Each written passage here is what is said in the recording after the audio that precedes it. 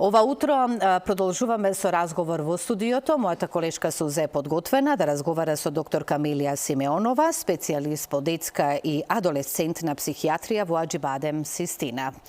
Ке ви посакам добро утро и добре ни дојдовте. Сузе, само неколку минути со оглед на тоа дека имам дома токму адолесцент тинејџер. Насловот ке е како децата и тинејџерите да ја пребродат трагедијата за Кочани. Јас како вовед само ке кажам кои се прашањата еве од страна на моето дете. Зошто? На каков начин се случило тоа? Дали толку не можело некој да дојде и да ги спаси тие дечиња? Постоело ли било каков начин да се спасат, без разлика што сега ја знаеме бројката колкава е голема на загубените животи. Моето дете бараше за понатаму тоа никако да не се случи, како е можно да се спречи. Еве така, во тој начин, со многу други исто прашања кои што ги поставуваше. Да. Повелете. Да, добро утро официјално и од мене. Доктор Камелија Симеонова, од нашите пријатели Аџибадем Систина, секој петок ни доаѓаат ваши колеги, представници од било која област од медицината и тука сме да превенираме, за жал во случајов не можеме да превенираме, штетата е направена и непоправлива, загубата е огромна и неописива, но еве ние веќе втора недела ја живееме таа колективна трагедија, дури и ние кои не сме од Кочани, секој човек од земјава и секој свесен и одговорен човек чувствува една душевна болка, чувствува една тага и една немоќ да ги промени нештата такви какви што се. Ние возрастните, а можам да замислам пак кај децата, во детската глава колку многу сето тоа прашања што ги постави мојата колешка Слободанка, дека децата навистина имаат потреба од одговори. Како се справувате вие овие денови? Вака, најпрво сочувство за починатите. Ова е навистина исклучително болна тема за сите нас, без разлика колку сме или професионалци во сферата. Она што сакам да го истакнам и кое што чувствувам должност да го кажам, бидејќи работам во клиничката болница Аџибадем Систина, е дека Систина од старт одговори на оваа болка. Од старт. Со сите своји капацитети помогна на целокупната голгота која што поменуваме сите. И она кое што сакам да го истакнам и вклучувајќи го и вашиот адолесцент, е дека Систина е целосно отворена и бесплатно за секаков тип на консултација, за секаков тип на услуга која што подразбира жртви на оно што се случи. Така што ние актуелно работиме. Кај мене доаѓаат адолесценти кои што присуствувале на кобниот 16 и моментално имаме хоспитализирано 3 пациенти кои што имаат потполна нега. Ова кое што ќе се надоврзам на вашите прашања. Нели се она што минува низ глава на еден адолесцент е многу реално. И знаете како вие кажавте една перспектива, вие кажавте друга. И ова се најразлични перспективи со кои што се соочува нашето општество сега. Ова е земјотрес. Ова е земјотрес на нашата сигурност. Едноставно нешто кое што нели овие деца отидоа да си поминат убаво. Овие деца искочија од дома да се забавуваат. Незаборавна вечер. Незаборавна вечер. Целиот тој концепт, работејќи со жртвите, односно, тие се жртви, присуствуваат, така е. Тоа било нивната, како да ви кажам, тоа било нивниот свет, тоа диско било нивниот свет. Значи, они не изгубија само другари, они го изгубија светот на младоста. Колку ние како возрастни им дадовме заштита на овие деца, колку општо ние како земја се грижиме за стабилноста, за интегритетот на нашите деца, е нешто што се отвори. Не е дека ова не постоеше претходно. Само се отвори едно прашање кое што нели на свесно или на несвесно ниво сме го потискале. Кои се најчестите прашања во кои и вие како професионалци, вие сте специјалист за детска и адолесцентна психијатрија и верувам дека имате пракса и искуство, но ви понедостигаат ли и вас некогаш одговори, како да им одговорите на конкретни прашања, бидејќи верувам дека шокот кај тие деца, посебно кај тие кои се хоспитализирани кај вас, се уште трае, така? Благодарам за прашањето и ова е извънредно прашање и знаете како само тој кој што не е искрен ќе ви каже дека го има целиот капацитет да одговори. Јас ви гарантирам дека и луѓе кои што имаат 80 години, кои што работеле и се пензионирани, кои што работеле со млада популација или возрастна популација, не е важно, дека ова е нешто што никој нема искуство. Кој во Македонија има искуство со ваква трагедија? кој работел со ваква трагедија. 60 животи згасна од За една минута. да. Значи, кој може? Значи, нема човек кој што може да има капацитет. Меѓутоа, јас, знаете како, во вакви моменти, кога станува збор за токава загуба, прво, знаете што правам? Им објаснувам на луѓето што се случува. Заради тоа што, знаете како, ние мислиме дека без разлика на се што се случило, дека ние можеме да одговориме одма. Се чудиме зашто не спиеме, зашто не јадеме, зашто ни е нарушено оној момент на помнење, на концентрација. Ние речам фини вештини кои што ги стекнува човекот низ годините. Загрозени се кај сите, кај адолесцентот конкретно. Еве, замислете, во таа вечер тие деца се соочиле со смрт на нивните пријатели, на нивните другарчиња и трчале, излегувале, се бореле за сопствениот живот. Најчестото прашање, знаете кое е?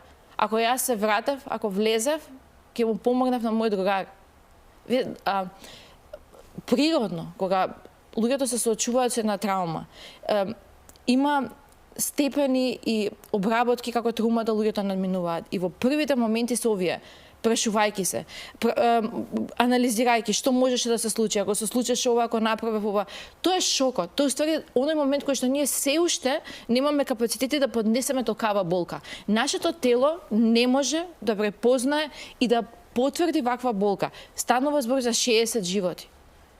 И ова се моменти кога сите прашања излегуваат и вие кога седите и кога ви излегуваат вакви прашања на ум, знаете како не е природно да функционирате. И оно што сакам да го нормализирам, иако нели не постои нормализација на оваа патологија, е да луѓето прифатат дека во овие моменти не може ние да функционираме со полна парија. Не е реално да се функционира со полна парија.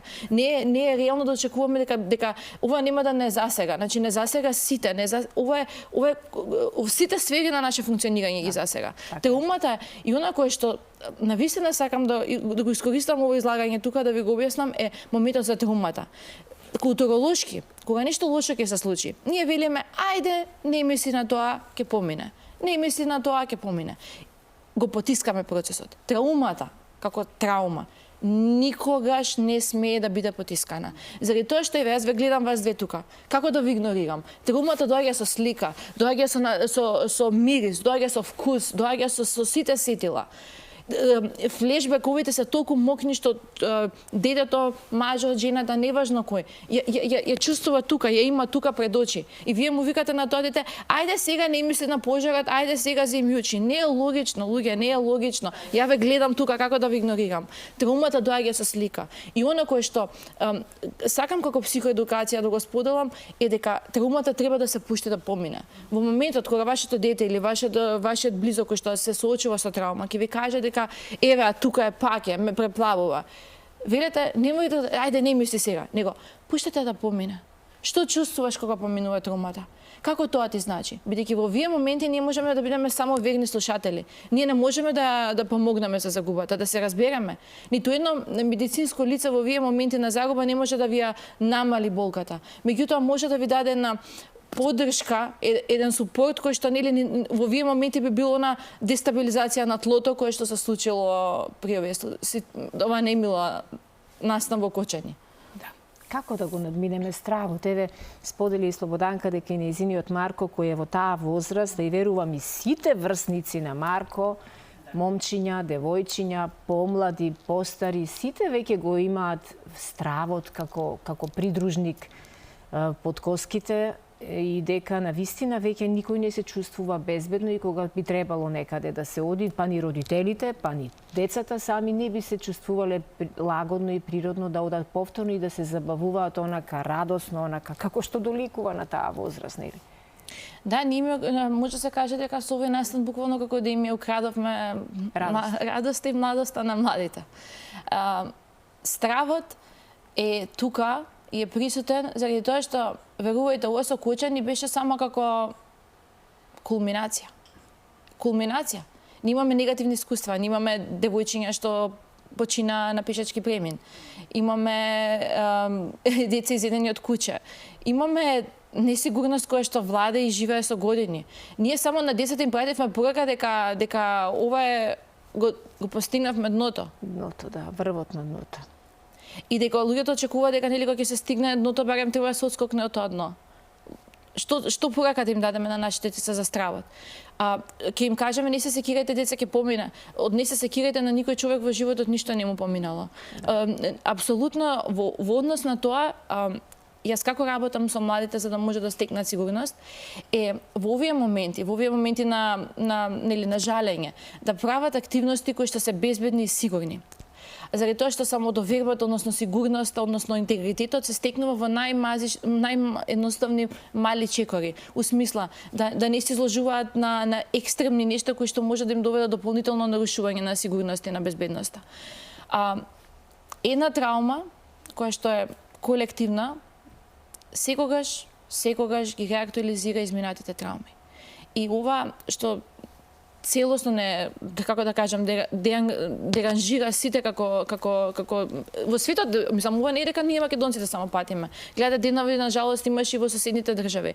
Ова само е една порака дека се што до сега не е повредило, се до сега што не оставило белег, ова го праќа назад. Да. И заради тоа постои колективно нарушување на менталното здравје во овие моменти, заради тоа што една траума која што е актуелна секогаш прави будење на претходните трауми. Да. На работи кои што се потиснати во нас, на работи кои што не се обработени, а за жал ние имаме многу негативни искуства кои што се случува изминатиот период и она кој што можеме на нашите деца да им го дадеме, да како да кажам, да ги поштедиме колку што можеме повеќе како општество да мислиме поодговорно. Да. Заради тоа што зборови во ваков момент не може да дадат сигурност. Вистински зборови, да. Кои чувства најмногу доминираат моментално кај децата кои биле присутни во таа кобна ноќ? Дали чувството на вина?